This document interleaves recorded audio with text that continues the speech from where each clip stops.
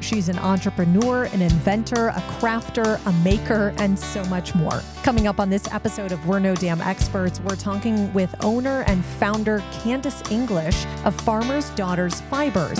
We'll tell you why, even if you're not a crafter, you'll want to go inside her store when you're in Great Falls. Best damn podcast, the best damn town. You want to get up, get ready to get down.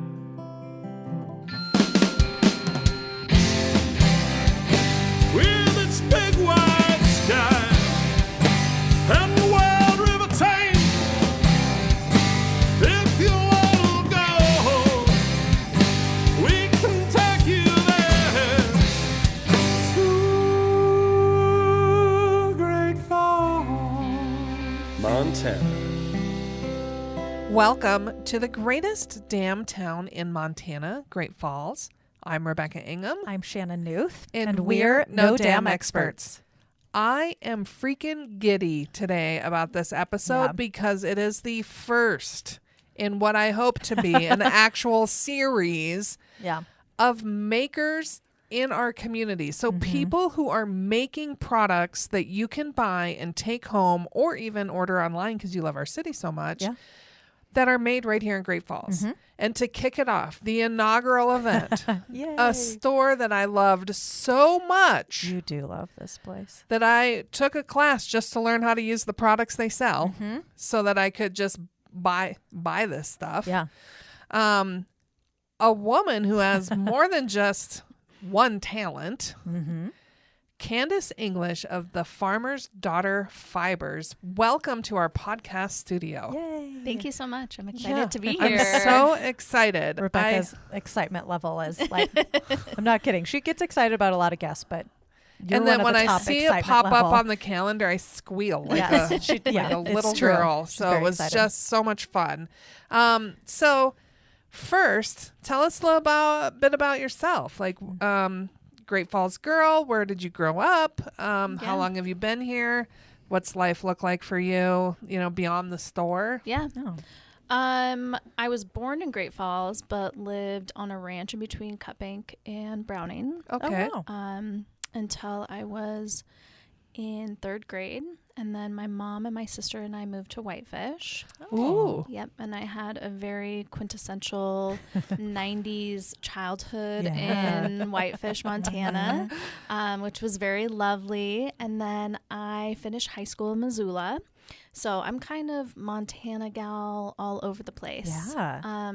My husband and I moved here. Well, we moved to Ulm, actually. Oh. And this is a funny story. Yeah. I didn't know where Ulm was or what Ulm was. Yeah. So when we were like, sense, this was like in the early 2000s. If I had a cell phone, it was just like a flip phone. Yeah, right. So I'm like looking, in the classifieds and call this place up. And I was like, what is ULM? Yeah. It's a town. So we lived. So you live in ULM? Yes. So we lived in tell ULM. people about it. Yeah. Lived in Ulm. My husband was in the Air National Guard, and then we moved back to Whitefish, moved to Hawaii for a little while. Oh my goodness. Which was really Why great. not? Yeah. Yeah, it was really nice. It was, Montana Air National Guard doesn't have a ton of travel opportunities for the entire family, but they just happened to have that one, which was really, really great. Yeah.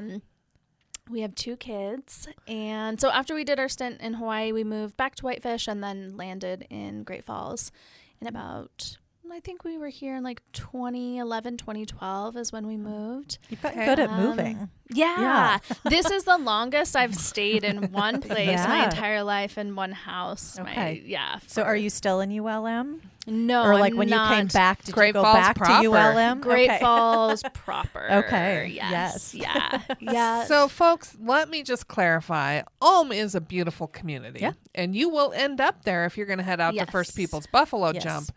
But there's not really a lot of other reasons you're going to end up there unless it's your gas stop off the interstate. Right. Or you're going through to get to the river or to the Buffalo Jump. Yeah. Yeah, I was going to say I really love going to the river out there still. It's the a fishing good access. access. Yeah, Great it's really spot. fun.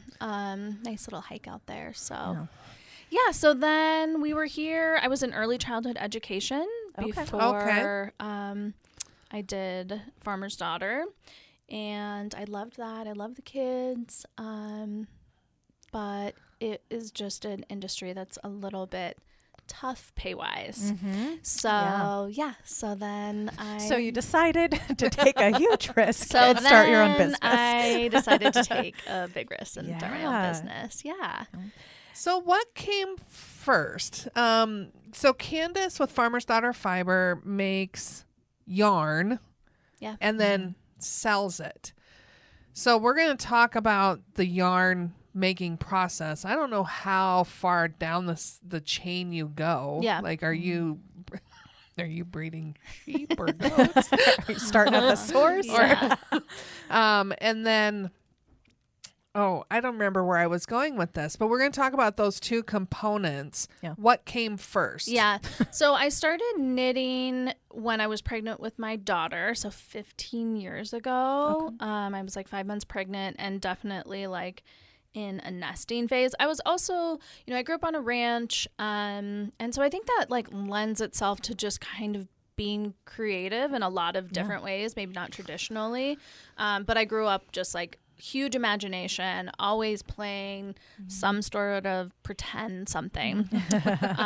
My sisters are amazing artists, like fine artists. My mom is an amazing artist and builder, and they can do it all. And I was kind of always the one that was like barely could draw a stick figure. You're like, what happened? What happened here? And super pissed about it because like, why did my genetics not give me anything? Yeah. Like I have all this stuff bubbling up in my head. Yes.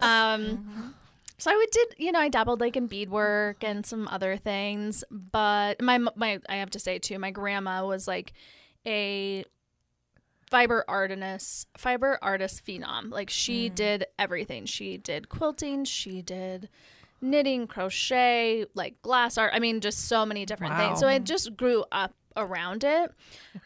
Just getting more and more frustrated every day. Yeah, exactly. The older you get, though. Yeah.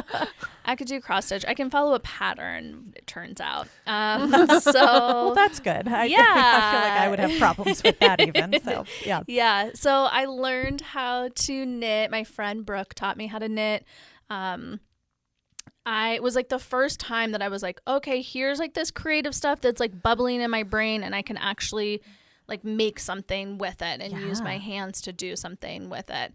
So I took off. I mean, I just started knitting everything and anything. And I think it was probably because I was pregnant and like in that nesting. So did you make a bunch of stuff for the nursery then, or what kind of things were you making? Yep. I knit a lot. I knit a lot for baby Addie. Yeah. And then my son was 4, so I knit a lot for him too. Family. I mean, when I first started, I think a lot of knitters will find this, like, you're knitting for everybody. And then quickly you realize that, like, people don't probably appreciate it, or your kids are losing sweaters.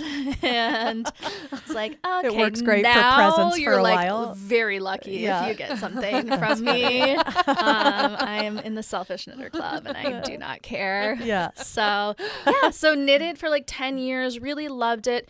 When my kids were little and I stayed home with them, I would knit all kinds of different things and then sell them at craft shows or Facebook and those type of things.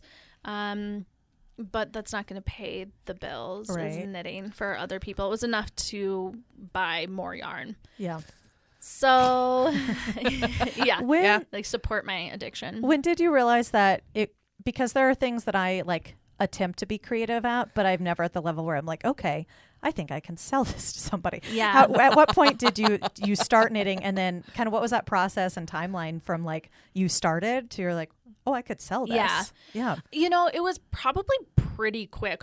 Within like 6 months. So there's the family genetic talent right there to make it happen quickly. Yeah. I was just going to say to Shannon, I'm like, I know immediately because I start down a creative path. I'm like, I don't even want to wear like this piece of jewelry or this looks ridiculous. Right. Why would anybody buy that? So there's never a question for me. It's like, immediately this is not worthwhile for anybody. So that's very impressive that happened. That's quick. That process happened. I also think that I just have this like mindset of like, how can I capitalize on this?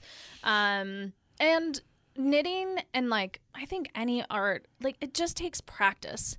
I think especially now we're like embedded in our brains of being like, I have to be good at this right away. You know, it's so much of social guilty. media, like, so guilty. and I think as women too, we feel like, oh, we have to be so good at something right away. And it's like, no, it takes practice. Like, all you have to do is like knit every single day and you'll be good. And I knit all day, every day. I think I was on bed rest for like 3 weeks. So I just knit all the time. And that's how I got good fast. It's not, it's natural talent. There's some as natural well. talent. a little bit of natural talent, but really Yes, it was just hard a lot work. of practice and screwing up a lot too. Yeah. And messing up and learning from that. So yeah. So Shannon interjected, and we haven't really finished my question, That's true. which is fine. That's how this goes. So you're knitting, and you've got products, and you're selling them. When do you go beyond this? Yeah, so then we had by that point made our little journey from Hawaii and then back to Great Falls. And I was in early childhood education. I was a director at a child care center and really loved the company that I was working for, loved the parents. I worked with parents who were college students, and I was a college student when I had kids. So I loved it so much. But the things that I didn't love about it were just never really going to be changed because of pay for early childhood educators. Which is awful. It is, yeah. And it's nationwide too. I mean, it's everywhere. So I was really unhappy. I was like having a little midlife crisis a little bit. I never really imagined myself, like, I grew up kind of all over the place. So I never really imagined myself with like a white picket fence and 2 kids and a 9-to-5 job. Yeah. That wasn't a 9-to-5 job, you know. Yeah. It was like working 50, 60 hours a week. And I was just really like, this is not what I meant to be doing. I know that like I can just feel it in my soul that this is not where I'm supposed to be at. So my brother's an amazing entrepreneur. He's in tech and does engineering and builds crazy things. So he was constantly in my ear telling me like, you should do whatever makes you happy. Like, who cares if you fail? It doesn't matter. Like, you can just, as long as you try, just do whatever you want. I knew I wanted to do something in the knitting industry. I thought about opening up a yarn shop. But also my kids were still, you know, in elementary school. I knew that I just didn't want that to pull me away the same amount of time, which I knew that would. And so I'm somebody who goes to craft shows and I'm like, I could make that. I could do that. So you have the exact opposite reaction. Like, no idea how they did that. That's why we do what we do. This is why you do this. Yeah. And so I thought, well, what if I make the thing that people need to, you know, to make the stuff. So I started dyeing yarn. I had dyed yarn before. My mom does a lot of traditional medicine. Okay. She's Blackfeet, so she does like, you know, a lot of herbal remedies and stuff. So I grew up around plants, and so I did a lot of plant dyeing on yarn. Oh, wow. It's not traditional for my tribe really, but we just wanted to do, you know, something, just having that connection Yeah, with you're like knitting. taking these little components and making it your own. Yeah. So that was really fun. And then I also knew that like to sell it, I didn't want to, I mean, you're going to have to go out and like pick plants all day long. I was like, it's not going to work. So yeah, my brother gave me a loan. He loaned me $5,000. Actually, it wasn't a loan. The only stipulation was that I wasn't ever allowed to pay him back. That's which a nice was loan. really Yeah. amazing. And it like took so much pressure off of myself. Yeah. I'm also somebody who's like, if somebody doubts me even a little bit, then that I'm a Scorpio. So I'm like, That fuels you. I'm like, oh, watch this. Yeah. And I think everyone was like, oh, cute. Candice is she's dyeing yarn. Little yarn business. In Yeah. the basement. Going Let me through a show midlife you. crisis. Yeah, exactly. So then I took that $5,000. I bought pots. I bought dye. I bought yarn. So we dye. We don't have sheep and goats. So you get your yarn from we get somebody who did have sheep. And goats. Yes, yeah, totally. A lot of our yarns come from Montana and Wyoming. There's a mill in Wyoming, and so they do a lot of our milling, and then the rest of it comes from Peru. Oh, wow. Yeah. Is it alpaca? Some of it is alpaca, Okay. yeah. But they just have a lot of farms in Peru, sheep farms. So Gotcha. yeah. And then started dyeing, and then just took every single avenue that I possibly could, took every single opportunity that I possibly could in those early days. For distribution of that yarn? For distribution, yeah, I did. I had, and this was in like 2016, so Instagram was still like a really lovely place to be, and not that it's not It's now. just all of It's a lot different. It's just it's just so much different, so much more commercialized. So it was easy to grow really organically on social media back then. I think it's a lot harder now. Yeah. Inundated. Too saturated. Yeah. Very saturated, and people ridiculous. And people are leery of being yeah. sold to kind of in an unauthentic way. Totally. Inauthentic way. Yeah. Yeah, very much so. Yeah, so then I grew an Instagram following. We had an online web shop. We did wholesaled as much as we could, and then started doing shows. So I started out doing farmers market here, and then craft shows kind of in towns closer, and then a big makers market in Missoula, and then started doing more fiber related shows in Oregon and Washington, and then expanded from there. So really just took every single opportunity I possibly could, and then just dumped all of the money back into the business for about a year, and then I was able to quit my job. Nice. Yeah. So when you're doing that, does it ever creep in the back of your mind like, oh, I don't have enough supply? Or did you take all of your supply, or did you take orders and say, I will fulfill them and ship them to you? Yeah, I think that there's a lot of different ways that hand dyers do that. A lot of them are like ready to ship, and then some of them are more of a pre-order. So at that point, I was doing all ready to ship. Okay. Which is funny because I remember the first time I I would get an order here or there. It probably took me 6-7 months to really get some steady orders. And the first time I had more than 10 orders, I was panicking because I'm I don't know what to do. What do I do? How do I print? And then I go, oh my God, I have to package these things? The entire thing, I hadn't quite thought through yet. So. Well, you took steps and then you figured it out, right? Yeah. And I was in the best way to do it. Yeah. And I was in my basement. So I started out, we have one of those where we had one of those traditional laundry rooms with the washer dryer, and then the little countertop, and then where the guys would put their tools back in the 50s. And so I took over our laundry room, and then took over extra bedroom, and then another extra bedroom. And then, and it was that actually sounds a little glamorized. It was a very, very tiny that basement. Sounds better than it was. Yeah, no, very tiny basement. So we're envisioning well lit, and you're in a dungeon with a dangling light, trying to find a window to go. Is this the right color? Yes, exactly.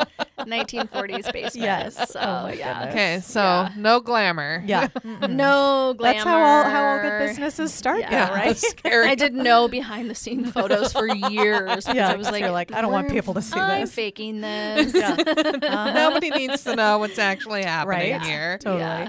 So you went from basement to then what? How long were you in the basement? Yeah, we were in the basement for a couple of years, and our branding was a huge part, I think, of why we got popular so fast.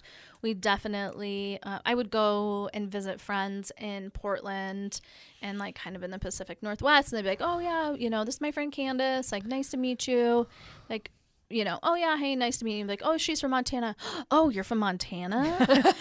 And then just the magical word. Yeah, totally. And this was before the pandemic too, so it was Or an organic reaction to it. Yeah.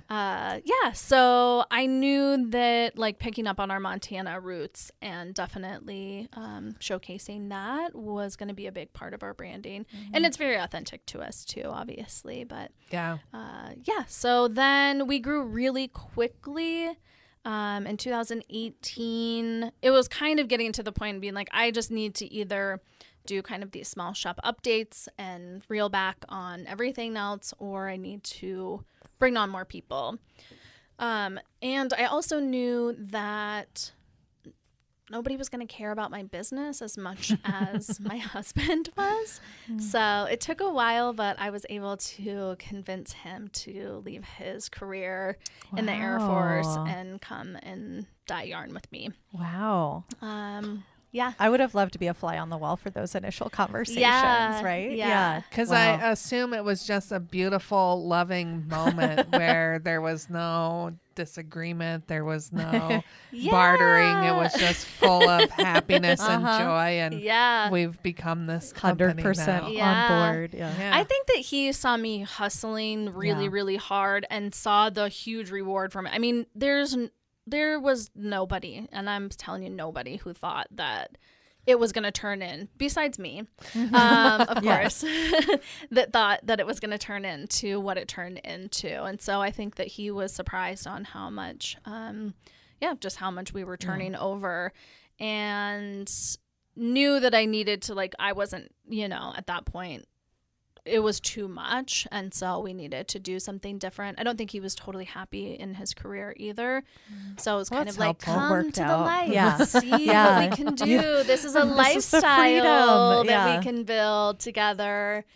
And so we moved into a dye studio that used to be, there's a place here in town, the Columbus Center, which has a lot of offices and restaurants and workout places. It's kind of like a mirage of section, and I think I may have said it on the podcast before, but like a weird section of offices that used to be hospital rooms that when you walk down a hallway, it's just like a abandoned mental institution is the feel. It does have that feel to it. Not all of the Columbus centers like that, but there are sections where you're like, especially your first time entered. And you don't know where you're going at first. You're like, great venue, great space. A great space for people to start out businesses because of the price of it. Like, I mean, I think it's a really great kind of like incubator space for people to start out at. So they're detached from the Columbus Center was their laundry facility for the hospital. Okay. So when we walked in, and previously they had like some sort of concrete company in there for a short period of time. They were like testing concrete or something like that. I'm not really 100% sure, but there was water and there were drains and there were electric plugins all the way around, and with the perfect shelving. Yeah. So we were like, oh, this will do. Yeah. So we moved in there in 2018. It's like it was made for no kidding. What you wanted to do. It was totally made, and it was a really cool space and a really cool building. Definitely falling apart a lot. We didn't. I mean, minor issue. Yeah. We didn't glamorize. We didn't move up in the glamour department too much. That's funny. A little bit more natural light. Yeah. Oh, yeah. The lighting in there is beautiful. That helps. Yeah. Big space. We even had, for a long time in there too, had like a little shop.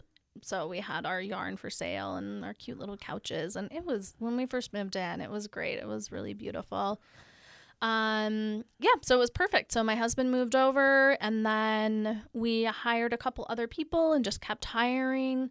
And we've just been kind of growing since then. 2020 was not a great year for the world, but very great business-wise for us because everyone was at home. And taking on new hobbies, right? A lot of people who had previously knit, they started knitting again. People learned how to knit, and then, avid knitters were just living their best lives at home. So I feel like you're situation is one of the few that was like, okay, pandemic hit, and it was still good. Yeah. Like, it was actually able helpful. to capitalize. It was crazy. And we were trying to figure out, in those early days too, like, do we keep working? What do we do? Yeah. And everyone just kind of agreed to go to work and go home, and that was it. So we were able to work through the entire pandemic, which was really lovely. Yeah. And then with that growth, I also knew we had outgrown our space and having any sort of like yarn shop. I wanted to bring in other things in there. I wanted to bring in other lines of yarn. And it was just getting more and more crowded, and then like fighting with the production space too, and not having enough room for any of it. So I was kind of looking at spaces. And then I was downtown Great Falls and saw a friend of mine. I was like in my car texting or doing something. And she like knocked on my window. She was like, I have to show you this place. And then showed us the building that we're in now. And I wasn't like serious about opening up a yarn shop downtown. But as soon as I saw the space, I was like, okay, this is meant to be. That could be one of my favorite spaces in all of Great Falls. Mm-hmm. Yeah. I have always loved that building. Yeah. I tried on before you were in there, and Bells and Lace was in there. Oh. That's where I tried on wedding dresses, was in that space. Yeah. Which is just beautiful. I love all the brick in there and the history of all of those buildings. Yes. Yeah. That particular space was a men's tailor shop in like the late 1800s, early 1900s. So I love how it like came full circle to being a woman. No kidding. A woman owned space. So so that was kind of the beginning of the yarn shop downtown. And since then we have grown a lot and continue to grow. So and that's just a small picture into all of the things Candice does. We knew we wanted to talk about the things that are made here, but I want to expand further into all of the other things you do, because when you're talking about additional inventory at the store, it's really curated well with intent. And then you have your foundation, which I'm just going to let you dig into those things now. Yeah. The shop, when we first moved in, we're primarily a yarn shop, and that space is really big. And I was like, I'm never going to fill it. And now we're like looking at expanding and farther into the back of the building. So, but we had a lot of people come and be like, oh my gosh, I love your shop so much. I want to buy something, but I don't knit. And so we were like, okay, well, let's just buy the yarn. It doesn't matter. And like, just put it on your mantle. It's beautiful. It is a very it does have a nice aesthetic to it, especially the dyed ones that are the varying colors. Yeah, it's a tactile. It's textiles. Yeah. So with that, that's when you said, well, I'll offer classes, or did that come a little bit later? We had offered classes at our other space too. And I was teaching even when I first started dyeing, I was out of my basement. I was finding places to teach. I taught a class, I think, in like the Blue Rose. I taught, of all just did like little pop-up classes. Yeah. I'm a teacher at heart, so really love doing that. So and really good at it, folks. Oh, thank you. I mean, I was in the class. Yes, you did. And I gave them ample opportunity to make fun of me, and they did not. Wow. They were very encouraging. So you're doing good. I'm like, no, you're this lying. is not true. Yeah. It is like, teaching preschool, teaching people to learn how to knit. There's a style. So we offer more gifts and Montana things. We try, most of the things that we offer are all women businesses. I would say 95% are women makers and women businesses. And then we have all Indigenous books and Montana authors. We've just kind of curated it. Everything that I want is what we have in the shop. I love that. I will say I've gone in there many times because I myself am not a knitter, but I love going in your store because I love the feel of it. I love the aesthetic of it. And I walk around, I'm like, oh, I don't know what any of it. Like, I don't know how to pick any of this. But I love that you have the books and the different, expanded in that area because to me, I'm like, oh, I'm that person who walks in. I'm like, oh, I want to get something because I love what's happening here. Yeah. But I've also gone in, and one of the other women who work in your shop helped me pick out something for my mother-in-law, who is a knitter. And so that was a fun experience because I was like, I don't really know where to start. Like, I want to get a gift. I want to know what I'm looking at. And that was a really good experience too. Yeah. Well, I'm glad to hear that. I hear so much people coming like, I just love the vibe in here. I just want to walk around. Yeah. And I love that. Like, there's nothing better than going into a shop that feels good and you can like visit with your girlfriends and just walk around and take your time. So that's really... And that's I will say that's a unique thing to walk into a shop that is essentially its footwork is in knitting or a specific, niche. Yeah. But it draws people in, like me, who I'm that person who wants to just I just want to be in here. That's a unique space to get somebody to come into a store that they have nothing in common to do with, really, but they want to be in and that it's space. Really intimidating to walk in spaces like that of being like, I don't really know, I don't really feel like I belong in here. And so we worked really hard to make sure that everyone feels welcome, no matter what level of crafter you are, or maybe you don't craft at all. That you can walk in and feel good. So one of the things you do sell out of the store and online, I've seen it both locations, and I'd love for you to tell us where it came from, but like this theme pack of yarn. So like you get the Dolly Parton pack or the fun. So you get this collection of colors that are designed to go together, which is helpful for someone who's not creative. Yeah.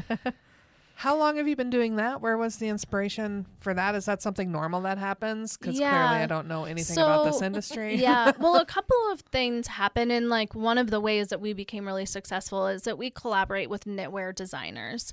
So a knitwear designer will offer them yarn support, and then they will take the yarn and they will make something, and then we co-market it. And then we'll put together kits for it. I think a lot of people, especially if you're online, it's hard to put together colors, or not everyone is drawn to colors and putting them together. So we have a lot of pre-made things for people. And then in the pandemic, actually, is when we started making like fun, kitschy little kits. We would do it a little bit. We'd always do like a holiday gift guide, and so we'd put together things. But it was really during the pandemic when people like wanted like something fun, something happy, something different for them, and so we started putting together things. So we would do something like a bag of coffee, and then we would dye yarn that was inspired by that, and then add a mug and add kind of different things like that. And we continue to do that. It's not as big as it once was. I think that people are a little bit more cautious of their spending these days versus during 2020, everyone's like, just give it to me. I don't care. To do. Here's all of my money. It doesn't matter. Help entertain me. Yeah. That's a really fun idea. Because again, that's something where like I'm drawn to that. I'm like, I don't need the I don't need the yarn, but I'm like, ooh, I want this. Yeah. That's a fun idea. Yeah. I love being creative in that way. Yeah. I was, and I'd probably say still am, a sewer. I sew things. And so patterns are the way I put things together. And you'd mentioned that you can follow a pattern. Yeah. Do you sell patterns? Or maybe the better question is, are there patterns that exist for knitting? Oh, yeah. Okay. Yeah, for sure. Yeah, that is most knitters are following a pattern. Okay. There's a lot of designers, knitwear designers. There's a website called Ravelry, and that is like a database for all knitting and crochet patterns. Oh, wow. And then that is where you're getting, you can look up the weight of the yarn, what you want to make. I mean, it will completely filter everything in there, which is a whole new world. Yes. A whole new world for sure. Yeah. Wow. So you've got all of that. Yeah. Offering classes. Yep. So if you're in town and you're like, I want to be in this space because it is amazing space, you may sign up for classes in your own town. Some people do, But it's fun to do it away from town. For sure.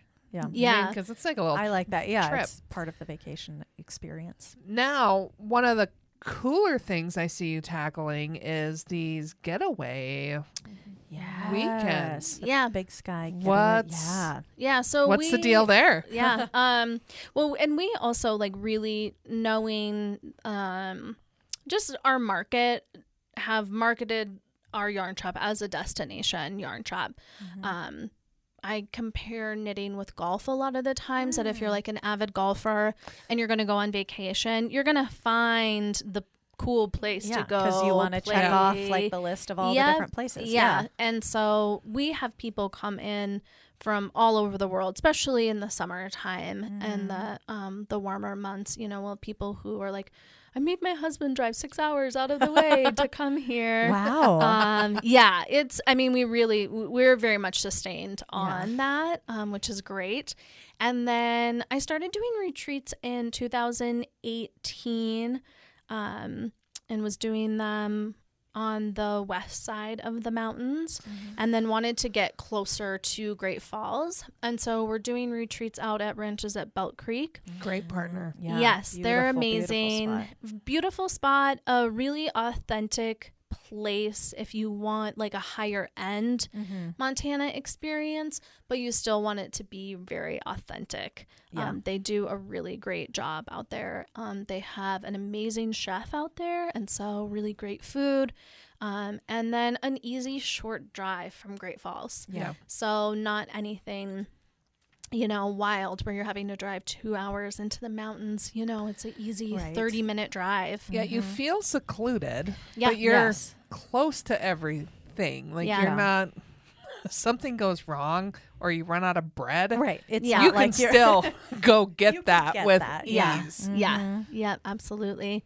Yeah, so we're doing retreats out there. And it's a pretty, like, when we do retreats, we like put the capital R in retreating, where we want it to be a really relaxing experience. Because you have like yoga classes to start the day and stuff too, right? Yep. We do yoga. Amazing food. The nice thing, you know, as knitters and crocheters and crafters, like we always have something to do. We're never like bored. We're excited when there is downtime. And so we sit out in the lodge, we sit out on the deck. If it's chilly, we start a fire. It's really lovely. And then we come into town one of the days, and they get a behind the scenes look at the dye studio, which is pretty rare. We don't do that a ton. And then they come out and they dye some yarn. They get to see how we dye yarn. So they really do get like a true, like, you know, behind the scenes look on that. Wow. And then they go to the shop and they shop till they drop. And it's a very luxe experience. They get champagne, and we do charcuterie boards from All the Things Charcuterie. Yeah. And it's really fun. Nice. Yeah. That sounds lovely. Let's dwell on the drinking thing for a little bit, because we have the Mimosa Showdown coming up, and you created, I'm going to say hands down, one of the best mimosas I have ever had in my life. It was phenomenal. Wow. It was really good. Now, after that showdown, we had Mats and Jolene on the podcast. Yeah. And I told Jolene, I said, here's the deal. And I don't know if she ever talked to you, but now I'm talking to you. So now they both of you have this in your brain pans. I want that mimosa to be a featured mimosa at Kellergeist Brew Pub, where a percentage of that mimosa goes to your foundation. Yes, and we talked about that. Oh, look at that. They have all of the things. They just need to implement Make it happen. Make it happen. So we're going to circle back. Calling them out right to now. Mats and Jolene. Yeah. So I will now push harder now There that you go. conversation has happened, because that was it was so good. Okay, tell me, I didn't have it. Tell me about the mimosa. Well, I don't know why you didn't have it. Well, I know, but that's in the past now. I can't change it. So tell me. So tell me about this We mimosa. carry a brand called Portland syrups, and so they're these like really lovely, light, delicious syrups that you can add to your cocktails or your mocktails, like even just soda water and lime or whatever. And so one of them was a mango habanero syrup. And so we did champagne, the mango habanero. We did a tahini rim on it. And then because I am extra, They were amazing. I like whatever's coming. we did ice cubes that were chamoy and mango bit ice cubes in them. It's like it was a my pureed gosh. frozen Yeah. fruit. So you're not, it's Cube. not getting like watered down. You're adding to the flavor as you Yeah. drink it. We had a DJ. It was so much fun. And everyone was like, I mean, I did it because I was like, this is a great way to bring people in Totally. who have never been in the shop. Yep. And I think it was 2021. So we hadn't been open even a full year. And yeah, it was really great. It was really fun. Do you still have those syrups? We do. Okay. Yeah, I'm we gonna have to a ton. come Yeah. get some because Yeah. I am starting to pretend like I want to explore making cocktails more because Yeah. I've always just been a beer and wine girl. But Yeah. so this sounds like a good place to start. It is is. getting a syrup. Yeah. Yeah. I love making cocktails. I was a Yeah. bartender in my early Oh, 20s. okay. And so, Yeah. I mean, nothing as fancy as we have now in the cocktail world. Yeah, right. It was like a rum and coke back Yeah. then. Right. This is a little more elevated Yes. than that. Yeah. Yeah. it So, was fun. folks, I'm excited to say that the conversation has happened. Yes. Now, along with me, you can go into Keller Geist at 111 Central Avenue after you've stopped at Candice's store on the 300 block of Central.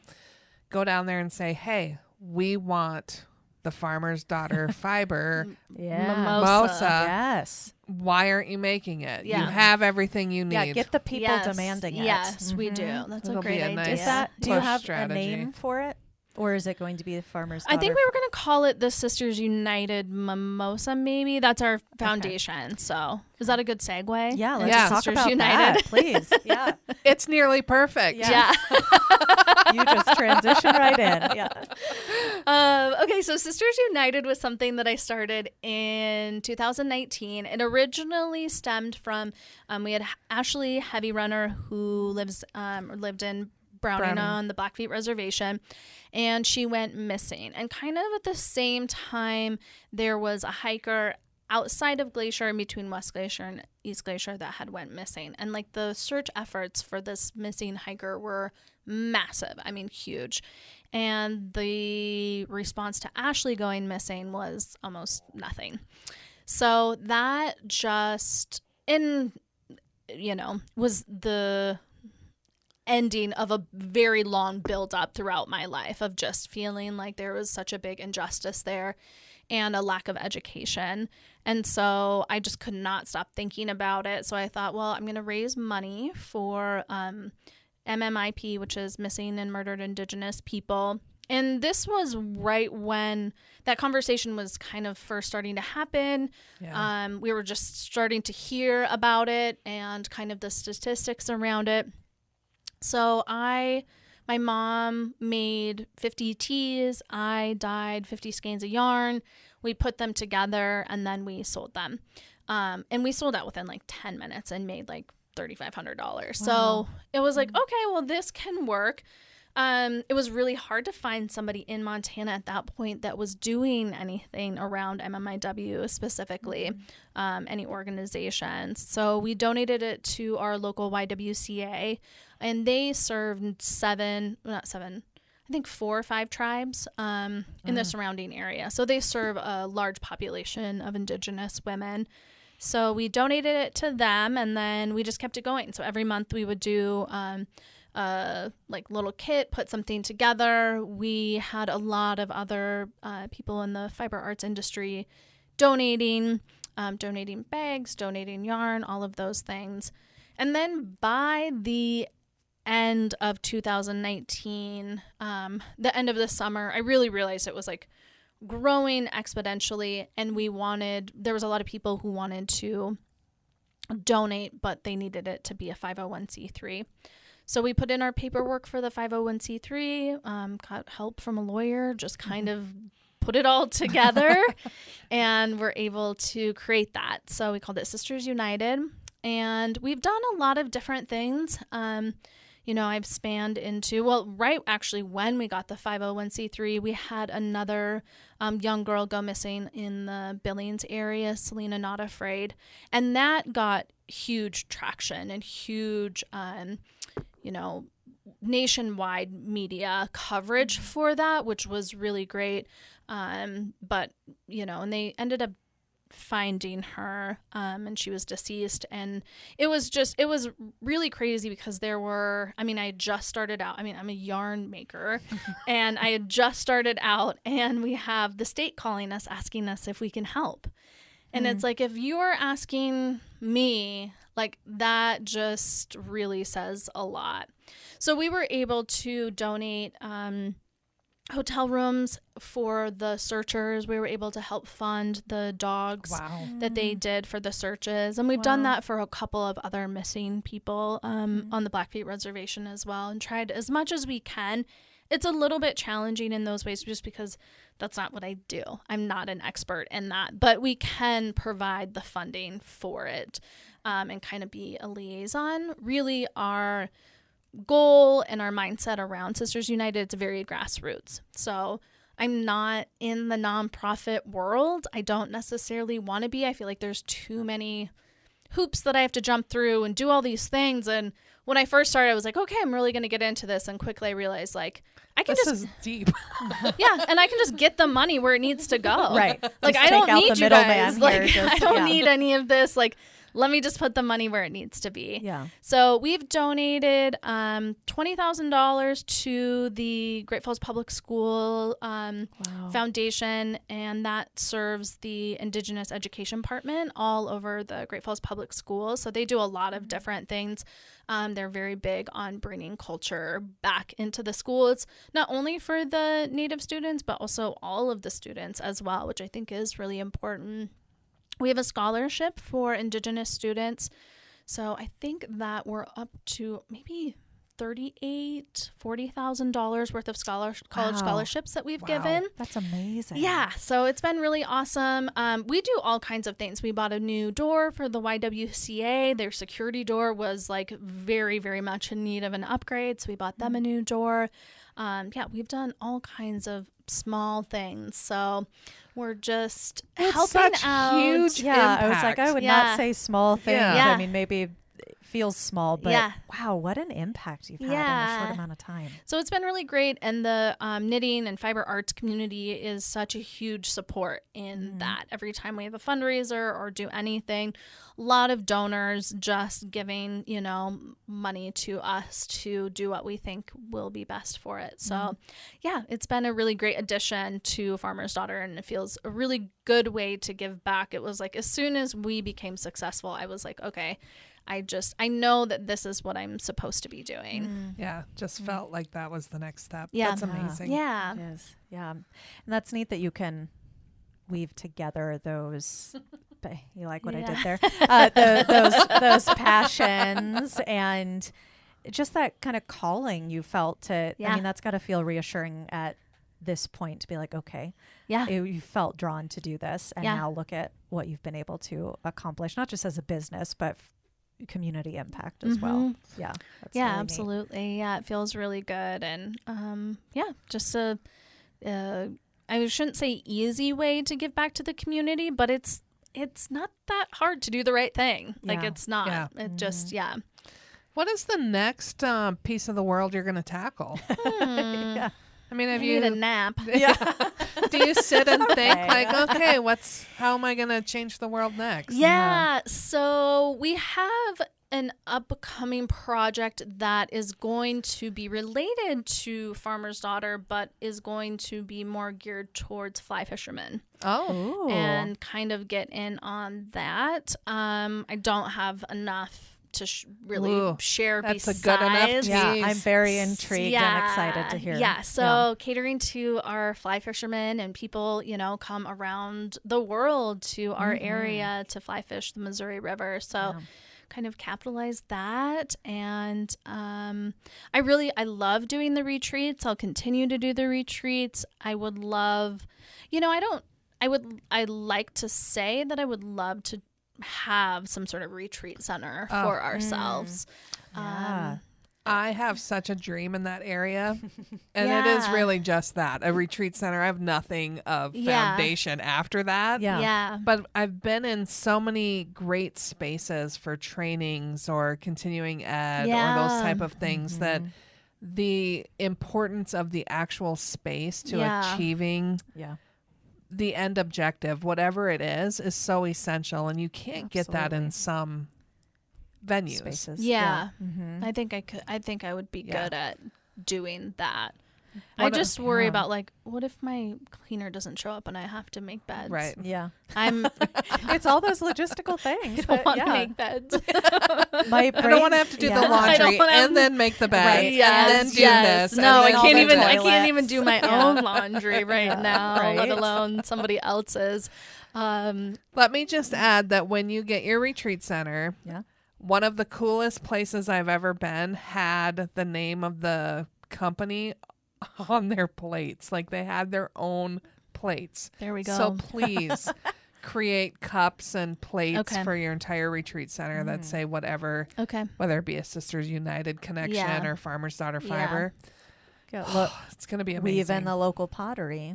Component to yes. that. See, I think, I mean, I know I would do a great job of that. I just need maybe a partner to, my husband actually would probably be pretty good at driving around on a 4-wheeler and chit-chatting with people. Right. Yeah. I don't know if I'm much of a chit-chatter, but he could definitely do that. But yes, he does that. Yeah. And you can assign him to help clean things too. I've joked with our team here that my husband and I should do a trolley because he could drive. Yeah. And then the banter between a married couple that it would be a show in addition to. Absolutely. Yeah. People would be like, do they happening? really love each other? Right. Do they not? What's What are we going on doing here? here? Yeah. So I'll provide the mimosas. Yeah. there we go. I love that. And I'll get video of it. Yeah. There we go. And the marketing teaser for that is, will they stay married? Will they not? On this Tag along show for the ride. of the trolley. I'm with this retreat center. With the little tease you gave of getting into the fly fishing world in some capacity, my brain immediately was like, oh my gosh, you combine all of those things into the retreat and retreat center location and all of that. That's just we have so many people come and visit that are knitters and their husbands are fly fishermen and they want to bring their husbands on the retreats, which I have a hard no on bringing partners to our retreats because we're retreating. right. Yeah. I'm like, no, We're not doing I family wanna retreat. counseling. We're not doing family counsel. Yeah.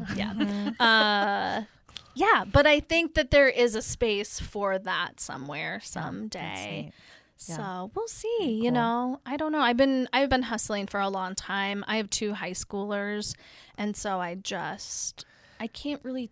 I need 5 years, and then you can just level out for a little bit. Yep. Then I'll be ready. And then you can grow again. I've always said that's the growth cycle. Yeah, totally. You're straight up and then you're flatlined for a bit. So you can make sure everything's going good and then you can shoot up again. Yeah. You have to have those areas. Yeah. Or you'll go crazy, honestly. Oh, yeah.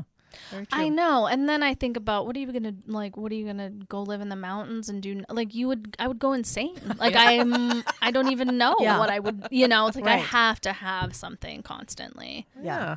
So. Well, I have certainly enjoyed this fireside chat. Oh, with we Candice. should have a little. We don't need the heat from it, but we should have a fireplace in here. I could make that happen.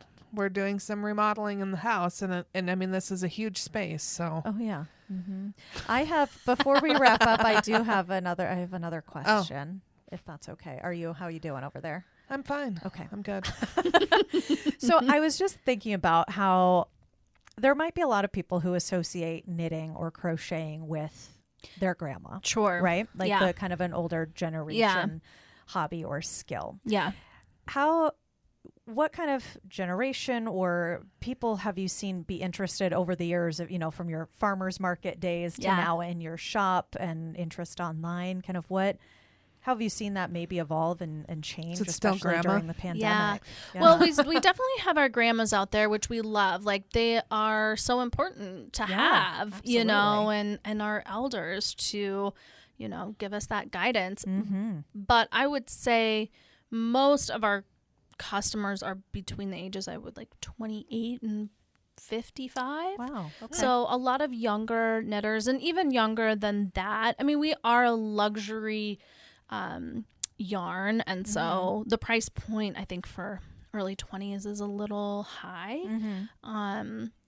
But yeah, definitely younger. The knitting industry is really interesting too, that obviously it was really big in the 60s and 70s, and then in the 80s and 90s it died out.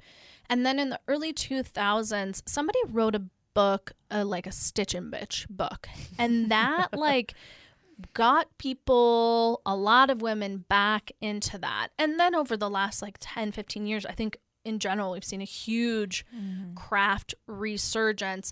And then we have the pandemic where people are like, I want to learn life skills. Yeah. And finding the value in that and kind of going back. And so, yeah, we have a lot, mostly younger generation of knitters. Also, we're talking about patterns and those type of things. Knitwear design is very young and modern now. You find, you're not necessarily finding some of the outdated looks. Sure. You find a lot of younger looks. Yeah. It's not the weird, scary stuff from the 70s anymore. No, but that is coming back too. The we're granny seeing those squares now. are definitely coming back. So if you've got those in your closet, pull them out. Pull You're back them on out. trend. Yep. Hopefully your mothballs work for the Right. last 40 years. Well, we're seeing the 90s stuff. Stuff Oh. from our childhood coming back Yeah. around. And Yeah. it's crazy. Every trend Some of it- eventually Oh, yeah. shows back up. Yeah. Sure.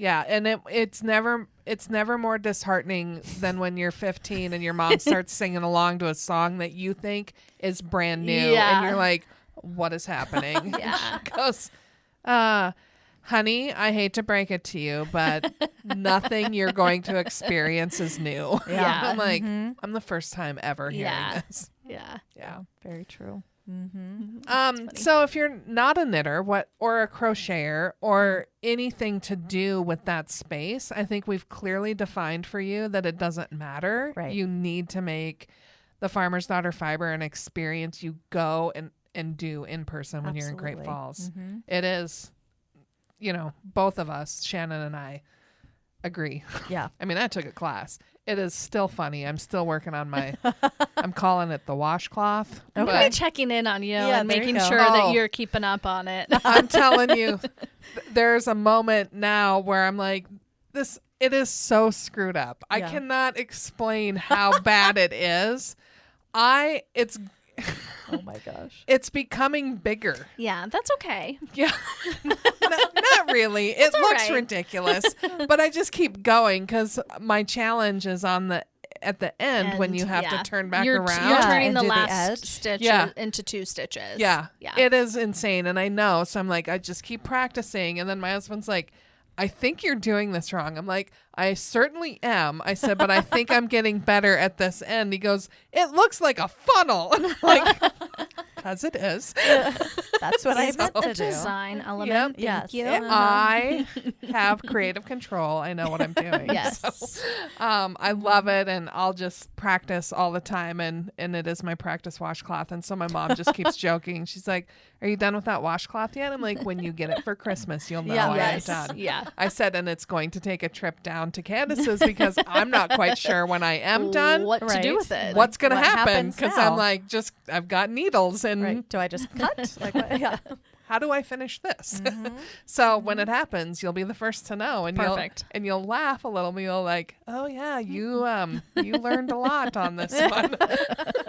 She's not going to talk to you about being like a reviewer for her class. You're like, look what I made. Yeah. That is not what we want people to think you make in this class. Just keep coming back. That's Yeah. all that matters. Yeah, yeah. So it is fun. Yeah. Where can people find out more about classes, retreats, all of that? On our website, thefarmersdaughterfibers.com, and then Sisters United is sistersunitedmt.org.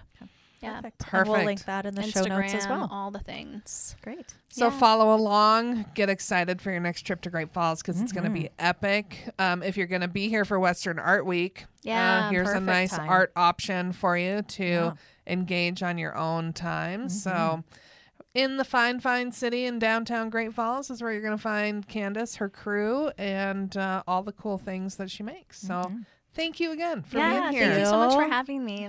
And until we see your bright, smiling, happy, healthy, beautiful face in Great Falls, Montana, we hope you are creating amazing memories with your friends and family wherever you are. See you soon. We're No Dam Experts is the recorded claims from Great Falls, Montana, covering what you need to know about this amazing damn town.